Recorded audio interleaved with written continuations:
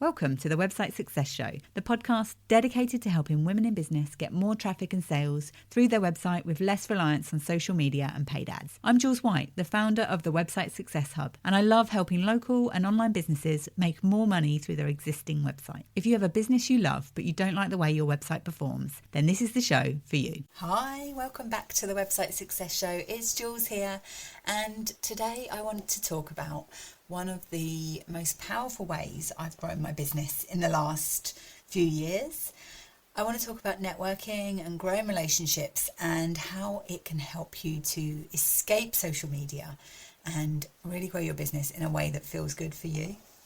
I'm going to talk about some of my own experiences with networking, some of the goods and the bads, and how you can approach it with an open heart and realistic expectations about what it can and can't do for your business, really. So back at the end of 2021, I decided to leave my salon job and go all in on my business. Now, about halfway through, and I probably should say as well, and I'd never done any formal networking. When I think back to my salon days, it'd never been something that had crossed my radar.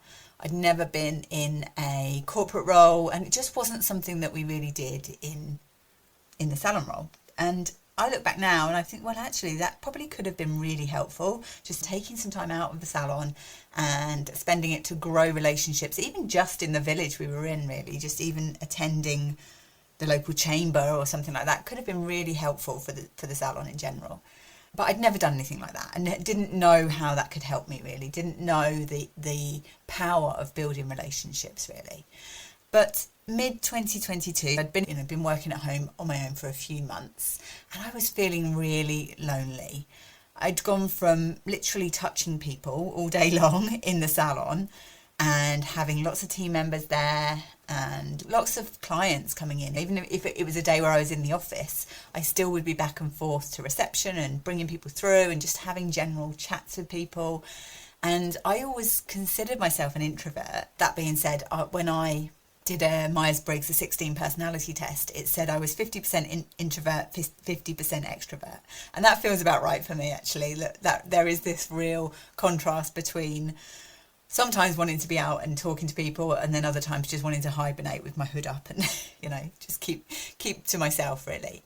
And that's something that I now recognise. And when I am networking, I do take that into account. But I'd never realised how much that helped me, how much I needed that contact with people, and how much I actually was quite a sociable person, really, which I would never have considered myself that. But I was having a chat with a friend. I think I was having a really hard week or maybe even a hard month, having a chat with a friend, and she suggested, well, why don't you just look for some local networking groups? It sounds like you need to get out and talk to people. You need to get to know people who are in the same sort of position as you, people who are growing their own business, or just get out and talk to people. And she suggested that it could solve a few problems in my business. So not only the loneliness, not only the feeling disconnected, but also getting some clients and getting to know people and learning more about how to actually run a business. So I looked around. I put aside the fears about networking because it was completely alien to me. And I found a local networking group, which I joined, and I did some networking online as well. And I can trace many of my connections. I think I could probably pretty much trace all of my connections back to those networking groups. I met some amazing people, and I really feel like that was one of the turning points in my business. And it massively helped in terms of feeling lonely and just feeling alone, basically, not just lonely, but feeling alone in my business. I feel like the networking that I've done and getting to know different people, especially the local groups that I've joined, has helped me to have more friends than I've had for many, many years. I've got a lot more friends than I had when I was back in my salon days, and certainly back in the post-COVID salon days as well, which was a tough time. I think we all felt a bit disconnected at that point, really. But I look back now and I can see how much of a difference that made to me. Now, one of the things I did was I joined Carrie Green's Female Entrepreneur Association. And I know exactly how I stumbled upon Carrie Green, and I feel like this is really poignant to the direction of my business. But even back in 2022, when I found Carrie in the FBA, I Googled, can you grow a business without social media? And one of Carrie's YouTube videos came up, and it was very inspiring. If I can find it, I'll link to it in the show notes. And I think it was maybe a couple of weeks later, the members club opened its doors and I joined. And I got to know so many people through being part of that membership. They used to do networking calls, which is something they've stopped in the last year or so, which is a real shame, because I met some great people on their networking calls. They used to call them networking parties, and they really were a great way to get to know people all across the world. I've met some friends over in America and Canada, and plenty of UK friends as well.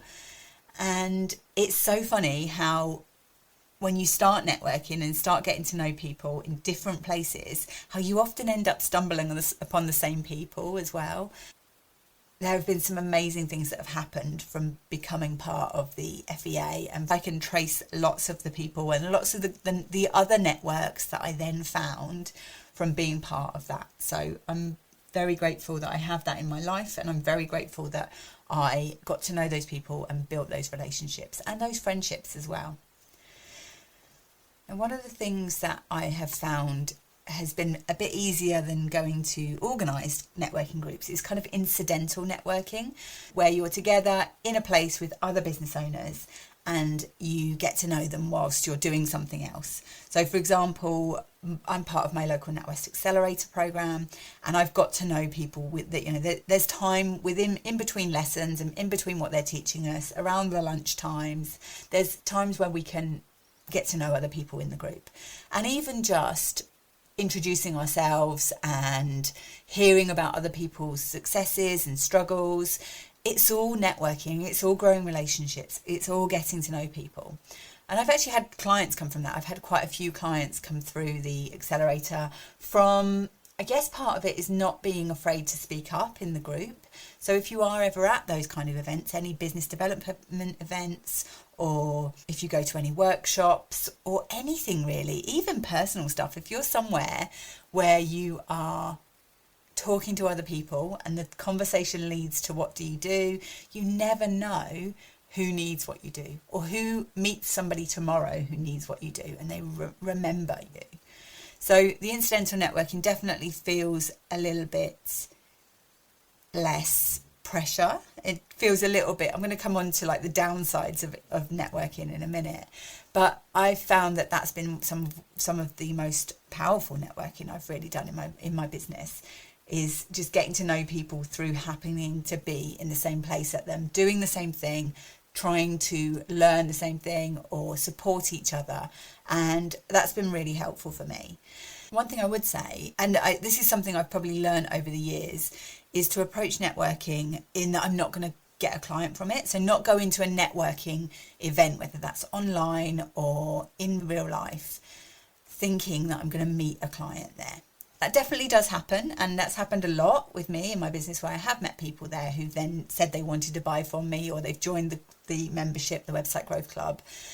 But I like to approach networking with a really open heart towards it, and to really think of how I might meet friends, I might get some support, I might meet somebody who can help me solve a problem in my business, I might just become better known for what I do. And with networking, I always feel like it's not the people that are in the room right now, but it's everybody that they know. And actually, when you think of it that way, it doesn't matter how many people are in the room. If you're networking with 5 people or you're networking with 50 people, then if you think about their network beyond that, then that's where the real power comes in. And also, it then removes that pressure. If you go into an event not thinking about, I've got to get a client from this, I've got to get a client from this, I've got to talk about what I do, I've got to sell, I've got to sell, I've got to sell. If you come into it thinking, who knows what will happen from this? Who could be here that could change the direction of my business? I think going into it with that kind of attitude takes so much pressure off, allows you to be a bit more relaxed, allows you to be there and be thinking about who you can help as well. Because if you connect somebody else, if you help somebody there with even just a little bit of advice or with some support, or even just being an ear saying, yeah, I get that, I feel like that sometimes as well, then who knows what will come from that one interaction. And I think that's the magical part of it, really. One thing to do, I think, before you go into networking, and with this in mind really, is make it easy for somebody else to understand what you do, regardless of whether they would be likely to become a client themselves. It's a really great idea to go into it being really clear on what you do, who it's for, what problems it solves for them, and why people should choose you as well. So what makes you different to all of your competitors and the way that other people do what you do. And it's also really good to have a like an ask question. So rather than ask people to buy from you, instead of that, you're more asking, do you know anybody who is this or this? So for me, I'm trying to find communities who need education around websites, SEO, AI visibility, especially for women with established businesses. Even just asking the question of, do you know anyone who's got a community like that? And so you're not asking someone to buy from you, you're not asking them to share your stuff, you're not asking for anything like that. Maybe you're just asking for ideas for connections, ideas for people that you could then follow up with. Or if they say, oh yeah, my best friend has got a business mentoring group, and you've built up a bit of a rapport with that person and you've had a good conversation with that person, maybe asking, would you be willing to introduce me? Or could you give me their details? Could you pass my details on to them? Asking something like that, I think, is a lot less pressure than asking somebody to buy from you. And it just feels a lot less icky, I think. So thinking about that when you are going into these kind of conversations, who is a good connection for you? Whenever I have one-to-ones with people, if I've met somebody during networking and then we decide to have a coffee chat, then I will always ask about who a good connection is. And quite often people can't answer that question. So they will then tell me about who their ideal clients are. But actually, if you get out there and meet lots of people who also work with your ideal clients, then it's much easier than trying to find clients one at a time. Just a quick break here. If you're ready to get more from your website without feeling overwhelmed, come and join us in the Website Growth Club. It's my monthly membership where we focus on one simple, actionable SEO or website strategy each month, with step-by-step lessons, live Q&As, and real support to keep you moving forward. You don't need to do it alone, and you can find out more and join us at thewebsitesuccesshub.com/grow. I really like Michelle Warner. She is the Networking That Pays lady. I would definitely recommend checking out her stuff. I'll put a link in the show notes. But she talks about networking with intention, where you actually think about who is your ideal connection avatar. So rather than an ideal client avatar, actually who is a good connection for you? Who would be working with the same people that you work with, but isn't a competitor of yours? And even just spending a little bit of time thinking about that, it can also help you then to understand where those people hang out. So then you can be a bit more intentional about the kind of networking groups you're looking for, where you can think, how can I make connections and build relationships with people who also have my clients? And that's, I think, one of the most powerful ways to make networking a really good return on the amount of time that you spend on it. And coming on to that, let's start talking about the downsides of networking. Obviously, one of the biggest downsides is time. So it takes time to do networking. It takes time to spend time in these networking groups. And if you're not in a place where it's eventually bringing people into your business and you're not making good connections, and maybe even if you're not following up on those connections, we can end up being really busy. We can end up being kind of busy fools, really, where we're doing all this networking, but not necessarily thinking about how we can make the most of it.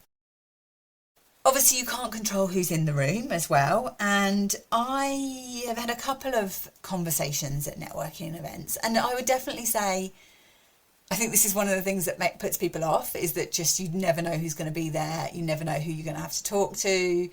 You never know if people will talk to you, which I think is definitely, it's a bit awkward. Walking into a room, it can be really scary and awkward and can be very, very uncomfortable.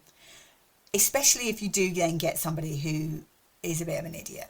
I have only ever been asked once if I have a degree in web development, and that was from a guy at a networking event. And I'm sure he didn't ask it to be an idiot, but it was just, it made me feel about 2 feet small, and it was not good. But I think that's that's one of the few times that I've been talking to somebody at a networking event and it's been a bad experience. The majority of people are good. The majority of humans who are out there are kind and helpful and just trying to get through their own day. They're also going through those same experiences of feeling a bit awkward, not knowing what to say sometimes, feeling self-critical.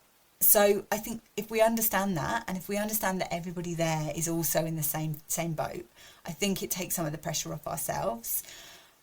I definitely have a thing of needing to fill conversation and feeling really awkward if I'm not the one keeping a conversation going.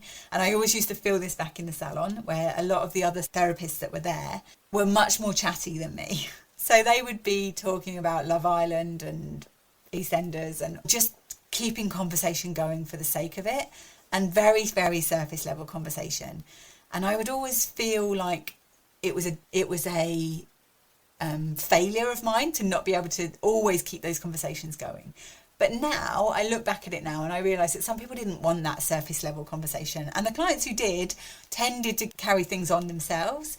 Whereas for some people, just coming to the salon and stopping and not having to talk, not having that expectation, just having some silence, especially for people who've got young kids as well, just coming in and not having to do anything other than have somebody do a treatment on you, whether it's nails or facial or whatever it was, just stopping for a while. I think now I realise that was a gift for a lot of clients, and actually being okay myself with uncomfortable silences is a skill that I am working on. I was going to say overcome. I definitely haven't overcome it. I still have that feeling, but most of the time that doesn't happen as well.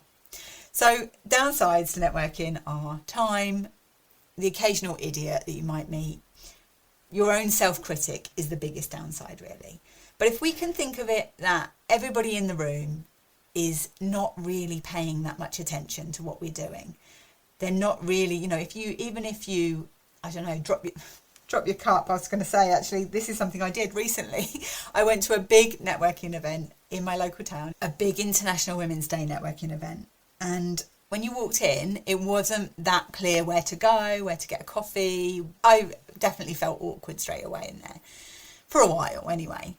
And I walked into the place where you could get teas and coffees. I'd taken my aluminium water bottle with me and I filled it up from the water cooler, went to put the lid on and dropped it. And luckily, at this point, that room was fairly empty, or it wasn't that empty. There were plenty of people in there, but they were more around the edges of the room. Whereas later in the day, I literally would have soaked everybody who stood near me. But back in the salon days, I was always a legendary clumsy person, and it's so typical for that to happen. But even now, nobody else would remember that happened, and it was one of those things. It was, it happens. And I think being aware of that and being aware of how critical we can be to ourselves, I think is helpful, and is helpful when we're also thinking about the other people in the room as well. So rather than going into it thinking, what are people thinking of me? Just go into it with an open heart and with the feeling that everybody is in the same boat, really. So some of the amazing things that have come from networking for me have been, when I joined the Female Entrepreneur Association, I was very active in the community. I joined the networking calls. I was always, you'd always see my face there and would get to know people through there. So I became known in the community for what I do. And my amazing friend Jane, who I met through the Female Entrepreneur Association, said to me, you should offer to do a masterclass around SEO. And immediately my inner critic comes out and says, oh no, they wouldn't want me to do that. They had people like Marie Forleo and Denise Duffield Thomas and all sorts of big names who have done masterclasses in there. And then somebody else who I know through the Female Entrepreneur Association said, oh, my neighbour has done a class for them and she's not a big name. And I thought, why not just go for it? So I sent them an email and I asked if they would be interested in me delivering something for them. And they did. And so I now have a masterclass in the Female Entrepreneur Association that I've recently done an update for as well, and is content that will bring clients into my business for years to come. And that all came from just being part of the network. Another thing that happened, I was introduced to a new network locally to me, an in-person one, by the fantastic Jenny Moore. Jenny came on and had an audit of her website on episode 77, so having a listen to that. But Jenny knew about this new networking event that was going on locally to us, and she asked me to come along with her, which was fantastic. I really enjoyed the event, and I was a bit nervous before I went in, and I'd only been in the room, I think, about 2 minutes when I was introduced to the host. Jenny introduced me and what I do, and the host said, oh, well, our guest speaker, who was supposed to be talking about SEO tonight, is sick. Do you fancy standing up and doing a talk? And it's one of those things where I hadn't even taken my coat off at this point. And I was like, yeah, of course, yeah, that's fine. So I didn't have any notes. I didn't have anything prepped. I had done a few talks by this point, so it wasn't something that I'd never spoken in front of people before. So I was fairly confident that I could just get up and have a chat about SEO. And I stood up at the front and talked about what I knew, answered questions, and felt that amazing connection with the people that were there. It was honestly one of the moments in my business where I felt my true calling and that passion to educate people and to answer questions and just to stand there and feel how much of a difference that SEO can make to people's lives. And it was amazing. It was absolutely incredible. And as I say, I was feeling nervous before I went into the networking event, and I just took a few minutes just to think, I don't know what's going to happen with this networking event. I don't know who I'm going to meet. I don't know what's going to come from it. But just feeling that open-heartedness before I went in. And I think that was one of the most powerful things that really helped me just to embrace what happened and to just really appreciate that fantastic time in my business. Another network I'm in, which is an industry specific one. So it's a local networking event for beauty professionals. I've been along to that a few times and I've met a few clients through that. And I think being in the room with people who then have been your clients and who can then shout about you, appreciate what you do, understand what you do as well, that can also be really powerful in terms of spreading the word about what you do. At this beauty networking event, my client Kim was telling everybody in the room how much of a difference it had made to her business from working with me, and how just one session working on her Google business profile had actually changed her business and had ended up with somebody finding her, buying from her, becoming a partner in her business and massively skyrocketing her success. And her words were so kind, and it was amazing to hear that. And I think we all sometimes need to hear that, how this is the work that you've done and the impact it's had in my business. And I think there's something magical about being in the room in that sort of situation as well. And even for people who haven't become clients yet. So Dawn, who's a part of a business accelerator I'm on, who hasn't been a client of mine, all we've done is had a few conversations. She's had a new website built, and I just had a chat with her about some of the questions to ask before she made that move, because she was telling me that she's getting clients from Google right now, and she'd had this new website. And I talked to so many people who have been in that situation and they come to me too late. They've already moved, they've already lost all their traffic, and then we're then in a panic mode trying to actually recover some of that. But the chat with me gave her the confidence to have the right conversation with her developer.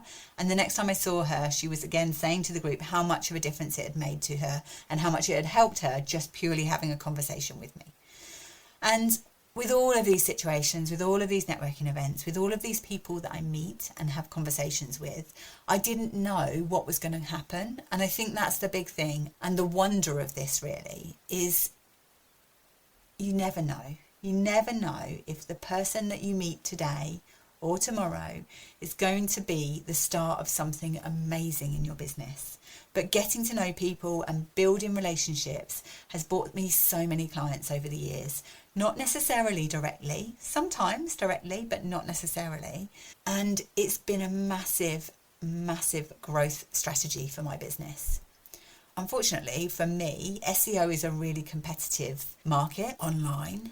So as much as I am working on my own SEO this year, standing out is tough. And it's a lot tougher than most of my clients. They have a much easier time actually showing up for what they do than I do for SEO. But it's still there and I'm still working on it because I still want to be known for the things that I do. And I'm exploring more of the ways where I can actually make myself stand out within the competitive SEO industry. But the relationships that I've built, no algorithm can take that away. And there are so many ways that we can market our business. Some of them are very active and some of them are more passive. With SEO and showing up in search, there's lots of work to do at the beginning. So when you're first optimizing your website, especially for your core pages, when you're first doing that, it feels like a lot of work there to begin with. So it's front heavy. But once you've done that work, that keeps paying dividends for years to come. So the work that you do on your SEO today pays dividends in 3, 6, 9, 12 months and beyond, and keeps bringing clients into your business for years to come.